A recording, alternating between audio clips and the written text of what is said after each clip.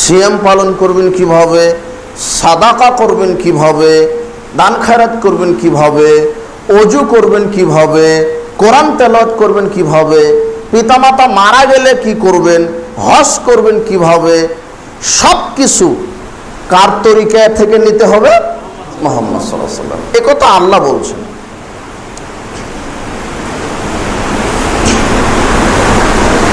মুহাম্মদ সাল্লাল্লাহু আলাইহি ওয়াসাল্লাম এমন একজন মানুষ, আমরা সাধারণত মনে করি তিনি একজন নবী, একজন রসুল, একজন শেষ নবী, একজন শ্রেষ্ঠ নবী, এতটুকুন মনে করি। হয়তোবা এর চাইতে বেশি অনেকে মনে করতে পারেন, তবে সচরাচর মনে করি মুহাম্মদ সাল্লাল্লাহু আলাইহি ওয়াসাল্লাম নবী, মুহাম্মদ সাল্লাল্লাহু আলাইহি ওয়াসাল্লাম শেষ নবী, মুহাম্মদ সাল্লাল্লাহু আলাইহি ওয়াসাল্লাম শ্রেষ্ঠ নবী, শ্রেষ্ঠ রসুল। আপনার এতটুকু